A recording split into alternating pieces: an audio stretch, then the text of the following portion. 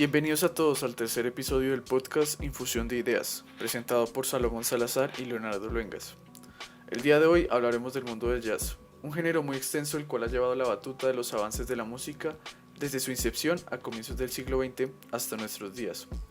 Nos acompaña el día de hoy Jorge Andrés Gómez, un apasionado del jazz y colaborador de la Universidad de Phoenix, para discutir sobre la historia, influencias y cuestiones alrededor de este género en la modernidad. El equipo de Infusión de Ideas le recomienda a quienes no se han adentrado a este mundo artistas como Chet Baker, Paul Desmond y Dave Brubeck, los cuales lideraron el subgénero del cool jazz y presentan un sonido ameno, pero que no sacrifica la espontaneidad y la creatividad, características esenciales del jazz. Una buena canción de jazz se presta para una escena de un beso o una escena romántica, bueno, en fin, muchas situaciones y muchos sentimientos. Porque ¿a qué se ve eso? ¿Por qué se transmite tanto? O sea, porque como que el jazz y el blues van tan a fondo como de los sentimientos de las personas. ¿Qué cree usted? Cuéntanos un poquito. Bueno, pues digamos, el origen del jazz es como muy interesante de entrada. Muchas veces uno cuando está oyendo jazz pues no se da cuenta de qué es lo que está pasando ni le para, ni le pone mucha atención, ¿no? Pero lo que hay detrás del jazz, pues digamos que tiene que ir unido sí o sí con la historia de cómo surgió. Y es muy interesante lo que usted pregunta, por ejemplo, del sentimiento y lo que hay detrás del jazz. Pues digamos un poquito de contexto antes de eso, el jazz tuvo un antecedente muy importante en Estados Unidos y otro en Europa, ¿no? En Europa, digamos, estaba todo el movimiento del modernismo a principios del siglo XX, la onda como abstracta, incluso en Europa muchos de los artistas, piensen en Van Gogh, por ejemplo, supuestamente, pues digamos, no es que sea algo confirmado, pero en teoría él se cortó la oreja estando borracho en una noche que salió a tomar absenta, digamos, eso era algo muy, muy común y muy de la época, como ese estilo bohemio y alternativo y como una revolución con lo clásico, y todo eso pues estaba reflejado en la música. Eso era en Europa, y en Estados Unidos pues los antecedentes del jazz vendrían a ser dos: primero el blues y segundo un género que se llama ragtime. Y el blues pues tiene un origen muy interesante porque está amarrado completamente a la esclavitud. Los esclavos, es que imagínese usted ser esclavo en Estados Unidos, digamos, la esclavitud se abolió en Estados Unidos creo que en 1860 y pico, 63 tal vez, y antes de eso, pues digamos, los esclavos, ¿qué posibilidades tenían de hacer algo?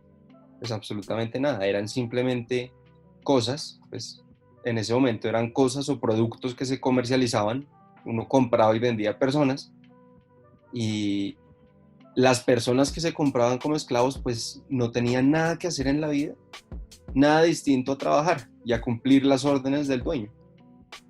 Entonces el origen del blues está muy ligado a eso, y es básicamente que los afrodescendientes se comunicaban unos con otros, contándose sus lamentos, y para eso pues hacían narraciones a través de la música y cosas muy sencillas, y se contaban problemas del día a día, que el cuchillo no me corta bien, que me corté la mano, que no sé, se acabó el agua y me tocó ir a lejísimos y traer de otra parte, cualquier cosa, un problema absolutamente cotidiano, y se lo comentaban a través de cantos que eran como lamentos y como aullidos, digamos, como una llamada y una respuesta a través de la música, que finalmente con el paso del tiempo pues se comenzó a volver en blues.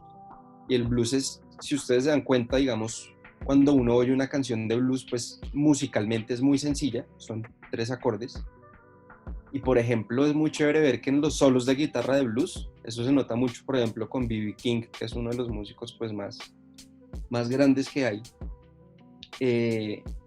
Los solos de guitarra en blues lo que hacen es como contar una historia. Y el paralelo, por lo menos lo que uno debería pensar cuando los oye, es imaginarse a un afrodescendiente contándole a otro su problema del día. Imagínense que hoy estaba trabajando y me pasó esto. Tuve que ir a tal sitio que era lejísimos y estando por allá mi dueño se dio cuenta que yo no estaba trabajando como debía ser y me comenzó a pegar y me comenzó a insultar y fíjese que la historia verbal va creciendo y creciendo y creciendo, y eso mismo es lo que tratan de imitar las guitarras en un solo de blues.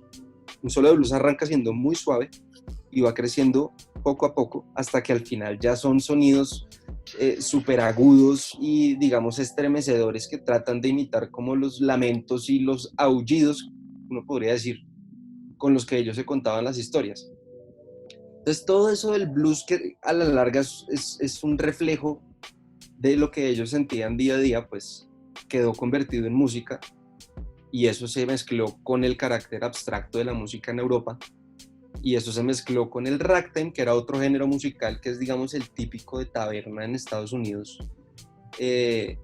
Incluso muchas veces uno ve, digamos, pósters, ¿no? O tal vez imágenes, cuando uno se imagina ragtime, la música esta de piano que es típica de películas de Estados Unidos por allá de 1910, 20, yo no sé, unas cosas súper... Piense como en más o menos Charlie Chaplin y el piano que suena ahí detrás. Pues eso era lo que ellos oían, digamos, en un escenario un poco distinto, y como era a partir de piano y súper esquemático, pues ese piano se implementó al blues y se mezcló con lo que estaba pasando en Europa y surgió así el jazz como una conjunción pues de cuánta cosa podía haber y de todos los estilos y géneros y corrientes que podía haber. Entonces, lo que usted menciona, el sentimiento que hay, digamos, implícito en el jazz, sin lugar a dudas se relaciona con su origen, que es todos esos antecedentes, y segundo con la improvisación, que la improvisación es un elemento pues característico del jazz. Es importante que uno conozca pues ese origen, ¿no? Porque la verdad eso se siente digamos, en el blues clásico, los primeros, que ahorita mismo no recuerdo el nombre de uno de los guitarristas, pero como la forma en que lo cantaban, digamos que se sentía mucho esa pasión y ese dolor que tenía pues una persona afrodescendiente en un Estados Unidos marcado por el racismo. Y por ejemplo, pues lo que vale la pena resaltar es que con eso de la improvisación, como que ese sentimiento nunca se dejó perder y se mantuvo durante toda la historia del género. Digamos en el sentido de que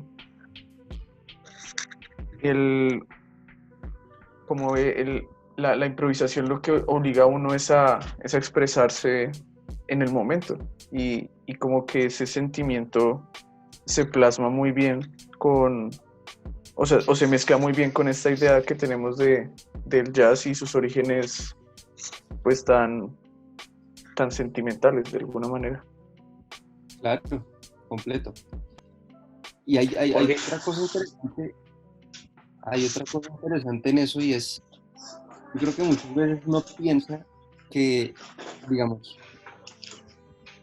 o más bien, si uno se pusiera a pensar de dónde sale la improvisación, pues eso también tiene una explicación histórica y se refleja perfectamente en el blues, y es básicamente lo siguiente. Es que en un principio, estoy hablando tal vez de la Edad Media, donde comenzó a desarrollarse el canto gregoriano al principio de todo, la música era, digamos que no era protagonista, ¿no? La música estaba muy ligada a la religión, y la música realmente lo que hacía era acompañar los textos litúrgicos. Por eso es que el canto gregoriano muchas veces pues realmente no es muy complejo musicalmente, y hasta muchas personas lo ven como algo tedioso y aburrido, porque lo principal es el texto y no la música. Y eso hay que oírlo sabiendo eso y entendiéndolo de esa forma, ¿no? Porque si uno espera oír en canto gregoriano lo que va a oír en jazz o en pop, que es un músico virtuoso haciendo cosas, pues no lo va a encontrar. Pero entonces, en paralelo a esa música, digamos, litúrgica y religiosa, pues estaba la música, por decirlo así, pagana, o la música más bien secular que no estaba relacionada con la religión. Y pues por el contexto, fíjese que mucha gente, digamos, en la Edad Media no sabía leer, más bien saber leer eh, era un privilegio que no todo el mundo tenía.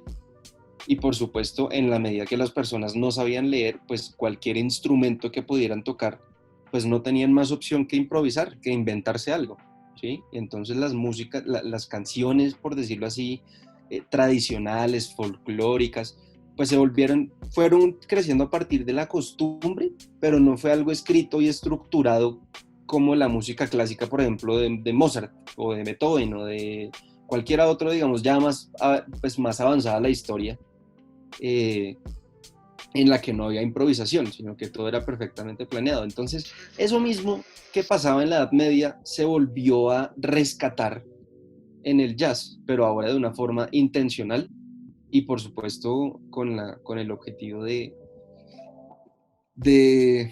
destacar los sentimientos del músico cuando está improvisando. ¿Qué tanto ha mutado o por ese cambio, qué tan fuerte ha sido ese cambio de cómo empezaron las raíces de lo que es el blues y el jazz a lo que es ahorita? Pues ha cambiado mucho, digamos.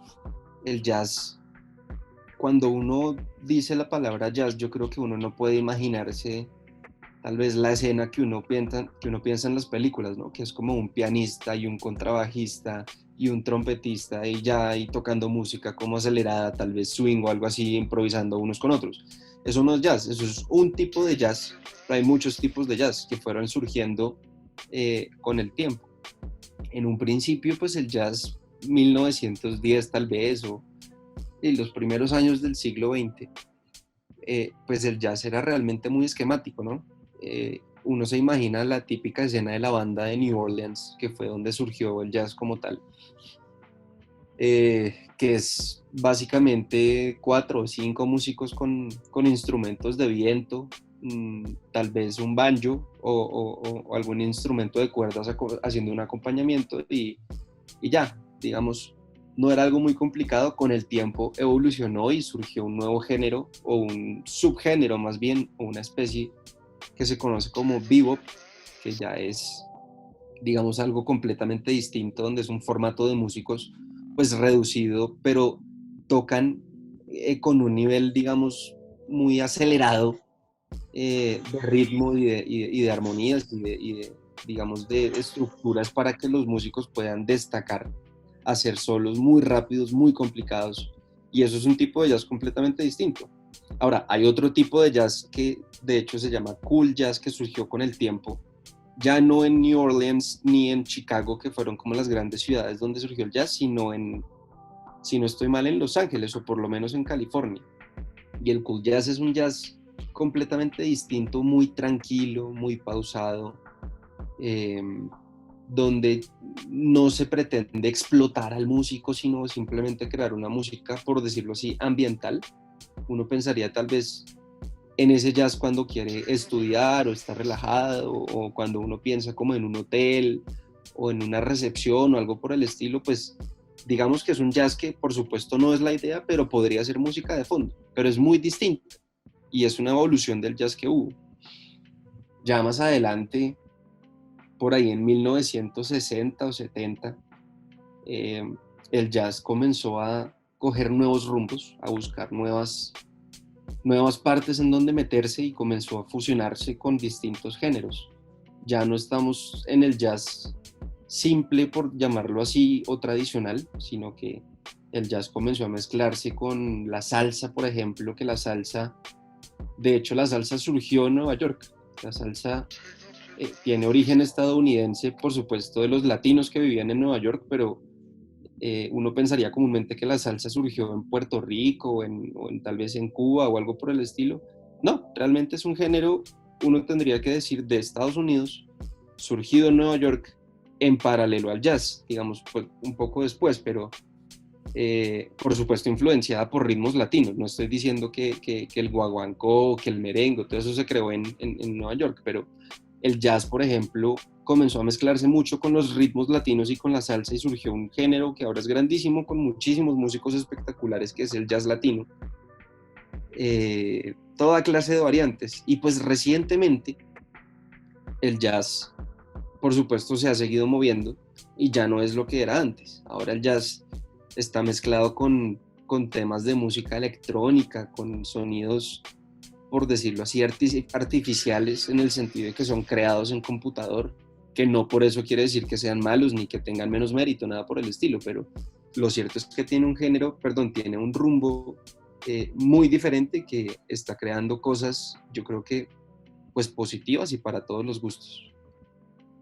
Sí, digamos, es muy interesante ver pues cómo es de maleable el género, porque por ejemplo, digamos, uno que se imagina un cuarteto clásico tocando, o sea, una batería, un contrabajo, un piano y un saxofonista, un trompetista, y que llegue ahora que vemos, por ejemplo, ensambles con sintetizadores, con máquinas de batería y cosas de ese estilo. Y digamos, no sé, yo por lo menos desde mi percepción personal, con, con estos últimos avances, yo me doy cuenta que el jazz se ha vuelto, o sea, ha perdido un poco su popularidad que podría haber tenido antes. No sé si, digamos, tú también te hayas dado cuenta de eso, porque, digamos, ese tipo de música era muy popular en su época, ¿no? Entre 40 y 50 nosotros veíamos a Louis Armstrong y Ella Fitzgerald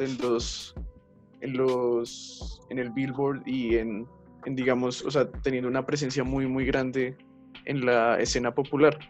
Pero digamos, hoy en día tenemos, o sea, no vemos tantos artistas de jazz que están, pues, tocando esos prestigios o están muy presentes en la música popular. No sé, digamos, tú por qué creas que sea esto, porque pues es una cosa que la verdad es muy curiosa y no sé qué ver que esto pase en la música moderna, digámoslo así. A ver, yo creo que es un fenómeno pues interesante, pero no nuevo en cuanto a la música. Yo lo que pienso es que más, digamos, no tanto que el jazz haya mutado y se haya convertido en una cosa distinta, yo creo que esa no es la razón por la que no es tan popular, tal vez como uno querría hoy en día. Eh, y yo creo que realmente la razón de ser de eso es que el jazz es muy diferente a lo que estamos acostumbrados a escuchar normalmente. Pongo el siguiente ejemplo.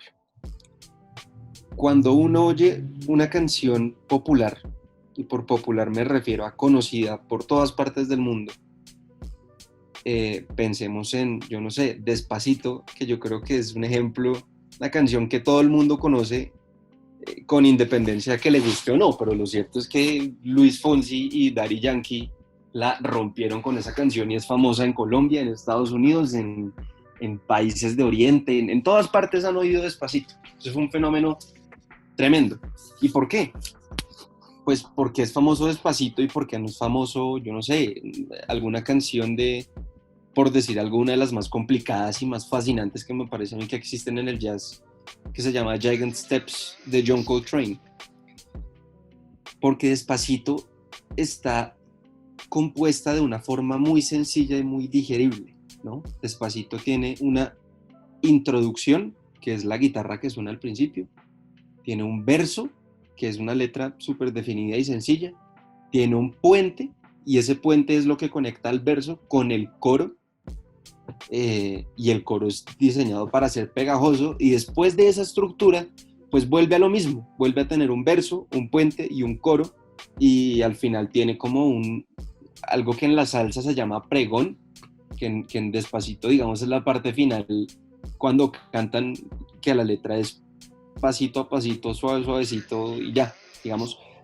Eso es una estructura muy pop y muy, por decirlo así, básica, pero no porque sea básica es que es mala, pues, pero pues sencilla, porque nuestro cerebro la consume fácilmente. Yo creo que nos gusta tanto y es tan fácil oírlo porque sabemos exactamente qué va a pasar. Así no sepamos de música.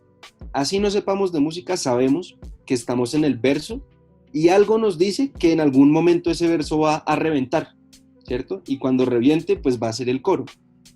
Algo similar pasa con la música electrónica, por ejemplo. El término que uno emplea es que, no sé, cuando uno está oyendo una canción y uno tal vez puede decir, no, es que oiga esta parte, es que acaba de reventar. Acá reventar, ¿qué significa? Pues que uno sabe qué es lo que va a pasar, ¿no? Hay como un sistema de predicción en la música que, repito, así uno no sepa de música, lo entiende y lo percibe. Y entonces en ese sentido es muy fácil que esa música sea tan popular, que le guste tanto a la gente y que tal vez el jazz no, porque en el jazz no existe eso, no existe como ese carácter predecible de qué es lo que va a pasar y hacia dónde va la canción, sino que al contrario, hay un estándar y sobre el estándar va surgiendo la improvisación y pues ahí van construyendo los músicos, entonces hay que apreciarlo de una forma distinta y yo creo que tal vez por eso no es tan popular como si lo es el pop o el reggaetón o incluso el rock. Sí, digamos, pues yo diría que es un poco triste, la verdad, porque sinceramente uno en el jazz puede encontrar melodías hermosísimas e improvisaciones que son de verdad, pues, geniales y fantásticas. Y pues, por ejemplo, yo que me he puesto a pensar un poco de ese tema, pues me doy cuenta que uno para poder escuchar jazz, de verdad, uno tiene que meterle mucha cabeza para poder entenderlo, porque la verdad no es un género fácil. Digamos que uno pueda poner, no sé, un John Coltrane de fondo y uno ponerse a hacer otras cosas, porque digamos, para uno apreciarlo, uno tiene que esforzarse y meterle el tiempo. Y yo siento que digamos, estas épocas nosotros vivimos como tan apurados y tan ensimismados en trabajar, en pagar las deudas, en estar todo el tiempo haciendo y haciendo y haciendo, que como yo creo que en esas épocas como 40 y 50 las personas, si bien podrían estar preocupadas también por las mismas cosas, como que el mundo no iba tan acelerado y por ejemplo podrían escuchar la música en vivo o comprar un vinilo y sentarse a escuchar y dedicarse de verdad a la música porque no tenían afán. Entonces, pues es un poco, digamos, yo creo que la causa, además de eso que tú dices que digamos que esa música está hecha para que sea pegajosa y que la gente le guste. Y digamos, por ejemplo, en una improvisación a uno le puede salir algo mal, por ejemplo, puede hacer algo que a los oídos de otras personas no suene muy bien, pero pues es lo que le salió ahí en el momento. Y por ejemplo, eso a la gente puede chocarle. Sí, de acuerdo. Tiene que ver mucho con el estilo de vida que tenemos. Y yo creo que es un poco lo que decía, un fenómeno como histórico que se repite según las circunstancias, ¿no? En un principio, la música para acá estaba diseñada para rezar. Entonces la música acompaña al texto litúrgico, punto.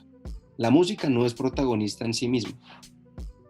Con el paso del tiempo, la música se fue volviendo protagonista. No digo que popular porque no lo era. Pensemos en la época del barroco, por ejemplo, o incluso en el periodo clásico de la música, que va de, yo no sé, de 1740 hasta 1800, por ahí.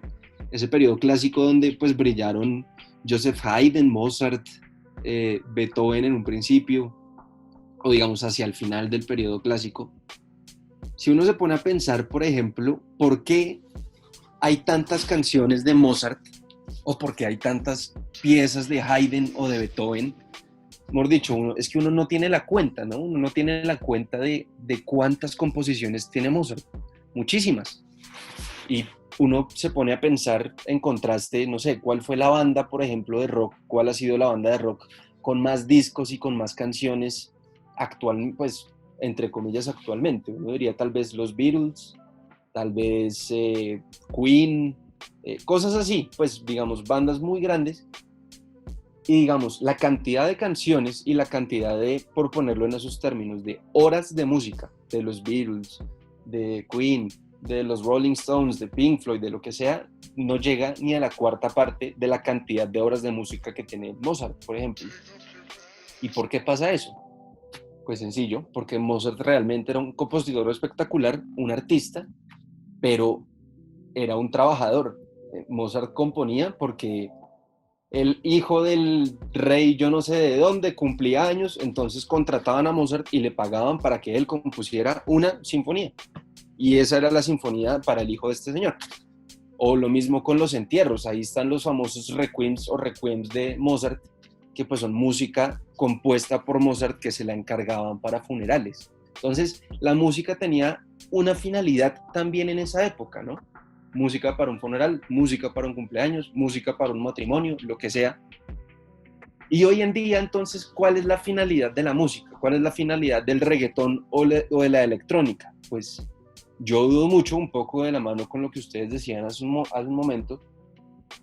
El reggaetón no está hecho para que uno se siente y se ponga a analizar paso a paso y a, digamos, a degustar musicalmente las canciones que haya. Lo mismo con la electrónica. Es música diseñada con un fin distinto que no se presenta tanto en el jazz. El jazz más bien sí es una música diseñada para apreciarla y para, más que para escucharla, para pensarla mientras uno la está oyendo. Y por supuesto pues implica un reto para las dinámicas de la vida de hoy en día. Sí, pues igual, digamos, no sé cómo es un poco curioso que, por ejemplo, digamos en los 90s, en los 80s, 90s, digamos existía esa ola de jazz que venía con personas como Kenny G, que era como un jazz muy, muy, muy relajado, pero que digamos, yo creo que pues, o sea, ese era el jazz, digamos, que estaba creado para que fuera música de fondo. Y, por ejemplo, de alguna manera, es un poco curioso y un poco irónico que de tanto haberse creado para que sea música de fondo, como que se quedó en el fondo y ya se olvidó.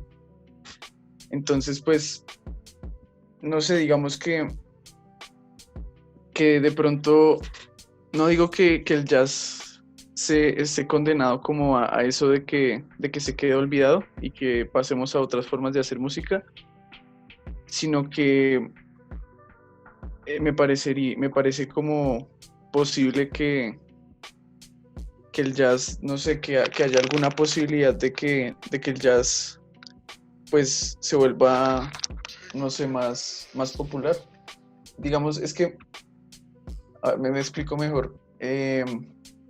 Yo sé que por lo menos, digamos, géneros como el hip hop, que son muy populares en estas épocas, digamos que ya sobrepasó al rock en el Billboard en Estados Unidos, por ejemplo, tiene muchas influencias del jazz. Pero lo que me parece curioso es que no veo, o sea, veo que el jazz está vivo ahí, pero más que ser el protagonista se vuelve, digamos, como una influencia que personas que estén dedicadas a conocer sobre el tema solo conocen. Y siento que hay una posibilidad, pues no digo muy grande, porque pues yo sé que en general la gente va a saber que el jazz básicamente fue el que moldeó toda la música contemporánea y la música que vendrá en el futuro. Pero sí siento que existe esa posibilidad de que se pierda en el tiempo como otro tipo de música que teníamos y que se queda en el pasado. Yo sí quisiera meter una cucharada ahí. Y es un poquito lo que comentaba Jorge, de como toda esa complejidad, ¿no?, que hay en ese tipo de música, pues a diferencia bueno, pues como se decía, el reggaetón y la electrónica, ¿no? La complejidad pues, realmente que uno encuentra es poca, ¿no? Porque, digamos, en las letras, pues es muy poca, como lo es también pues en el beat, ¿no? O sea, en el patrón, que pues uno escucha, pues como decía, una canción de reggaetón y uno sabe como que cuando empieza el momento para bailar o para como que empezar a sentir como esa vibra, ¿no? Pero, digamos, también, porque comentaba hace un ratico, Y era todo eso que uno se imagina y a lo que nos transporta cuando escucha este tipo de música, ¿no? A estos bares en la década perdón, de los 40, de los 50, ¿no? Todas estas personas negras con este baile característico, con sus buenos vasos de whisky o de alcohol o lo que estuvieran tomando. Y el plan era como que gastarse lo de la quincena, lo de la semana, ese viernes o ese sábado, ¿no? Entonces son momentos que pues como que uno siempre se transporta, si uno pues como que sigue sobre todos estos géneros. Y hay una cosa muy particular que era que sobre todo pues lo que a lo largo de toda la historia de los artistas del blues y el jazz es que después que Jorge me comentó un poquito de esto, era como esta adulación, ¿no? Como idolatría a los cantantes, ¿no? Era como que realmente qué genio el que está tocando el piano, el que está cantando. De lo que comentaba Leonardo también y Jorge, es un momento que se ha perdido como esa admiración al músico. Y también se ha perdido durante todos estos años esa pasión y esa complejidad del género, como ustedes comentaron anteriormente, como pasó con muchos artistas, como pasó con no sé, por ejemplo, con Ray Charles o con Sam and Dave, que empezaron como que a fusionar un poco el gospel con todos estos géneros. Es hasta qué punto hemos perdido la admiración como al talento o a la interpretación y se ha perdido, se ha como trastocado, tergiversado un poco la música, ¿no? Es como perderle como esa admiración al que produce, no lo que me produce la canción, sino como admirar al que produce o al que hace que me sienta de tal forma, ¿no? Entonces un poquito de tantas cosas que se han perdido sobre todo con muchos géneros ahora, que donde el artista se deja a un lado y es que chévere es el beat, ¿no? O el autotune, o bueno, tantas herramientas digitales que hacen que el talento se oxide tanto. Yo no sé qué piense Jorge acerca de esto. Pues, lo que ustedes dicen me parece muy, muy acertado, pero yo creo que la respuesta está un poco en toda la revolución verdaderamente de la vida y de todas las dinámicas que estamos viviendo en este momento. Nunca en la historia había existido el internet o algo similar, para nada. Nunca había existido un computador, nunca había existido todas las posibilidades que existen hoy en día. Mejor dicho, si antes, yo no sé, se me ocurre el siguiente ejemplo. La revolución tal vez más grande que hubo en la música, por ejemplo, del periodo barroco al periodo clásico y después al periodo romántico, fue la creación del piano como lo conocemos hoy en día. ¿Sí? En el barroco realmente el piano como tal no existía, sino que había como un antecesor, por decirlo de alguna forma, que era el clavicordio, que después poco a poco se fue ampliando, fue cambiando el sonido, comenzaron a crearse los primeros pianos. Por ejemplo, las fugas tan famosas, por ejemplo, de Bach, que ustedes pueden oír, generalmente van a ser en órgano o en clavicordio. Tal vez unas después, unas pocas en piano, porque coincidió con los momentos de su vida que empezó a componer para piano ya más adelante, pero eso antes no existía. Después, si ustedes se dan cuenta, gran parte de las composiciones, por ejemplo, de Mozart y de Beethoven son sonatas. Y las sonatas en su mayoría son composiciones hechas exclusivamente para piano. ¿Por qué? Pues porque el piano era un instrumento nuevo, novedoso, que la gente no conocía y que por supuesto le llamaba la atención. Pero de todas formas, obviamente no había forma de pensar en un computador, ni en un sintetizador, ni en ajustar los altos, los bajos, los agudos o como uno quiere que suene la canción. Eso es algo completamente nuevo que estamos viviendo hoy en día. Y como parte de esa revolución, yo creo que la música tal vez ha mutado ya no tanto como ustedes mencionaban de admirar al artista o al músico virtuoso, sino, ¿por qué no?, al productor virtuoso. Es que uno, es decir, yo creo que es muy fácil criticar el reggaetón o el trap o el rap o el hip hop o lo que sea. Uno lo puede criticar por las letras o por lo que quiera, ¿no? Pero realmente a mí me parece que hay composiciones de trap, de reggaetón o de música así que son absolutamente brillantes. Brillantes porque cogen algo muy sencillo y lo vuelven en algo absolutamente eh, pegajoso y complejo, ¿sí? Y realmente hacer eso, lograrlo, hacer que los sonidos suenen exactamente como uno quiere que suenen, es sin duda algo pues que merece toda la admiración, y es una admiración distinta, porque ya no va a ser al músico, sí, al guitarrista que hace unos solos espectaculares, realmente son muy pocos hoy en día, yo creo que, bueno, salvo digamos en el metal o en el rock o música así, pues habrá unos que otros, por supuesto, pero el hip hop ya no tiene un guitarrista virtuoso todo el tiempo haciendo solos. Antes, yo no sé, pensemos en Jimmy Page, ¿no? Existía el guitarrista perfectamente identificado y admirado, incluso más que la banda. Pero eso ya no pasa hoy en día, hoy uno no sabe quién es el músico. Pero el tema es que la música se ha transformado en algo completamente distinto, orientado hacia la producción, que pues lo que digo, yo creo que también puede dejar cosas muy buenas y muy interesantes.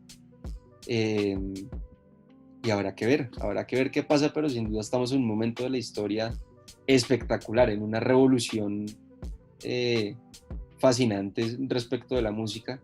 Y bueno, para la gente que no le guste la música, digamos, quienes dicen, no, es que el jazz se está perdiendo, es que ya no es lo mismo, es que ahora todo es electrónica, es que ahora todo es rap, es que ahora es reggaetón, pues sí, eso es cierto, pero lo bueno de la música y también lo bueno de la tecnología, cosa que no existía antes, es que tenemos la música que nos gusta en nuestro computador y simplemente ponemos play y estamos oyendo lo que nos gusta.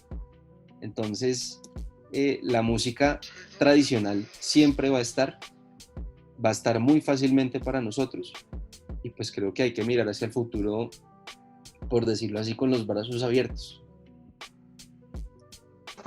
Jorge, me gustaría hacerle una preguntita un poquito más personal, y es que si alguna vez usted, no sé, con una reunión de amigos o de pronto en alguna cita con alguna mujer, que pronto salga todo el tema de los gustos musicales y que usted pregunte qué música escuchas, o le responda no sé, Ozuna, Bad Bunny, J Balvin, y usted responda o con B.B. King o no sé, James Brown, etcétera. ¿Alguna vez ha quedado así como el bicho raro? Pues yo creo que sí, porque realmente yo lo que sé de música es porque el tema me apasiona, porque me interesa saber más cada día de las cosas que me gustan. Y a mí me pasa muchísimo, por ejemplo, con el jazz y con el jazz latino. Yo creo que hay unas cosas fascinantes que no tiene, digamos, el reggaetón digamos, la música moderna, y es que de verdad es impresionante cómo uno se encuentra que detrás de cada canción hay una historia espectacular. Es decir, y son tal vez, yo creo que eso muchas veces es incluso lo que hace que me guste más esa música,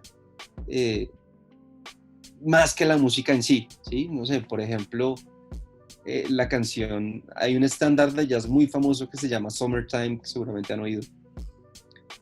Y alguna vez, incluso me pasó hablando con una amiga, que ella me contó, y yo quedé como en shock porque yo no sabía. Esa canción surgió realmente como de una, pues no diré que una ópera, pero sí por lo menos como un musical o algo por el estilo, pues muy tradicional de Estados Unidos. Y esa canción, digamos, era como de los temas principales de ese musical. Y si uno se fija en la letra, la canción es realmente de una señora afrodescendiente que le está cantando al hijo de sus jefes, ¿sí? O sea, la señora negra que trabaja con la familia blanca y le canta al hijo, y la letra de la canción es como: tranquilo, el sol brilla, tu papá es rico, tu mamá es bonita, tú eres blanco, no te va a pasar nada, tienes la vida hecha, nunca vas a sufrir lo que yo he tenido que sufrir, entonces pues relájate, entonces no llores, duérmete. Y ese tipo de cosas son las que realmente a mí me atrapan digamos, del jazz y de la música que hay así. Entonces sí me ha pasado porque, y sobre todo eso, digamos, me choca un poquito de las letras del reggaetón, ¿sí? Como que más allá de, por supuesto, digamos que es una música pues agresiva, sin lugar a dudas, explícita pues incluso hasta grosera con la mujer o con el estilo de vida, ¿no? Si uno piensa en el reggaetón y la cultura que hay alrededor, siempre es el tipo con mucha plata, que los dólares y que los voto y que las mujeres y el carro y me meto unos plones y no sé qué, siempre está alrededor de eso. Entonces yo me pregunto, pues, ¿qué historia hay detrás de eso? Yo creo que no mucho, Realmente es un tema que pega y que por eso se produce.